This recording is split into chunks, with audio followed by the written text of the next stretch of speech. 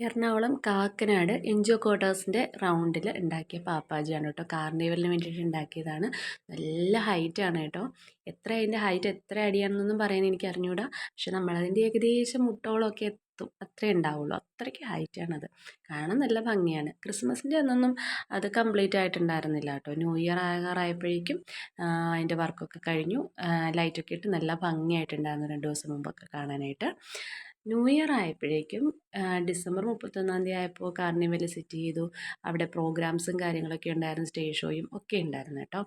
അപ്പോൾ അതൊക്കെ കാണാൻ നല്ല അടിപൊളിയായിരുന്നു. അതൊക്കെ ഇങ്ങനെ തകർത്തെങ്കിലും അതിലൊരു വിഷമമുള്ളൊരു കാര്യമുണ്ട് കേട്ടോ. എല്ലായിടത്തും കാർണിവൽ അങ്ങനെ തന്നെയാണ് അറിയാം. എങ്കിലും എനിക്ക് മനസ്സിലാവാത്തൊരു കാര്യം, അത്രയും ഭംഗിയായിട്ട് ഉണ്ടാക്കി വെച്ച ആ ഒരു ക്രിസ്മസ് പപ്പാജിനെ എന്തിനാണ് കത്തിച്ച് കളഞ്ഞതെന്ന് എനിക്ക് മനസ്സിലാവണില്ല. അത് അത്രയും കഷ്ടപ്പെട്ട് ഒരുപാട് പേര് കഷ്ടപ്പെട്ട് ഉണ്ടാക്കിയതല്ലേ, അവർക്ക് തന്നെ ഒരു വിഷമം ഉണ്ടാവില്ലേ? അതങ്ങനെ കത്തിച്ച് കളഞ്ഞാലെന്ന് ഞാനത് ചിന്തിച്ചു. എനിക്കെന്തോ ഭയങ്കര വിഷമം തോന്നിയത് കണ്ടപ്പോഴേക്കും. ഇതാ നോക്കിയാൽ അറിയാം, അത് ഇപ്പോൾ അതിനടുത്ത് മാലപ്പടക്കം കെട്ടി വെച്ചിട്ടുണ്ട്. അതിലാണ് തിരി കൊളുത്തുന്നത്. അതിങ്ങനെ പൊട്ടി പൊട്ടി പൊട്ടി അടുത്ത് ചെന്നിട്ട് പാപ്പാജിയും കൂടെ കത്തി അതങ്ങ് ഒരു തീനാളമായിട്ടങ്ങ് പോകും. അങ്ങനെയാണ് അത് എല്ലാ കാർണിവലിലും നടക്കുന്നിടത്തെല്ലാം അങ്ങനെ തന്നെ ആയിരിക്കാം. ഞാൻ ആദ്യമായിട്ടാണ് കേട്ടോ ഒരു കാർണിവൽ നേരിട്ട് കാണുന്നത്. ഞാൻ ടി വിയിലൊക്കെ മാത്രമേ സത്യത്തിൽ കണ്ടിട്ടുള്ളൂ.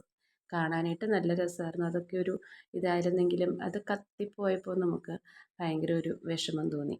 എന്തിനാണത് അങ്ങനെ ചെയ്യുന്നതെന്ന് അറിയില്ല. ചിലപ്പോൾ കഴിഞ്ഞു പോയ വർഷത്തെ ആ ഒരു എല്ലാ അനുഭവങ്ങളും കത്തിച്ചാമ്പലാക്കിക്കൊണ്ട് പുതിയ വർഷത്തിലേക്ക്, പുതിയ പ്രതീക്ഷയിലേക്ക് കടക്കുന്നതായിരിക്കാം.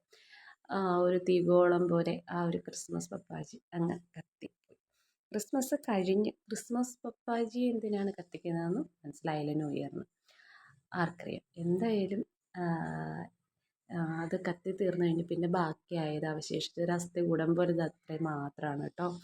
അത് കണ്ടപ്പോൾ ഭയങ്കര സങ്കടം തോന്നി, ഭയങ്കര വേദന തോന്നി. 2 ദിവസം മുമ്പ് ഒരുപാട് സന്തോഷത്തോടെ നോക്കി നിന്ന ഒരു പപ്പാജി അതവിടെ ഇപ്പോൾ ഇല്ല. ഇത്രയും അസ്ഥികൂടം മാത്രമേ ഉള്ളൂ. എന്തായാലും എല്ലാവർക്കും നല്ലൊരു വർഷമായിരിക്കട്ടെ എന്ന് ആശംസിക്കുന്നു. എല്ലാവർക്കും ഒരിക്കൽ കൂടി ഹാപ്പി ന്യൂ ഇയർ.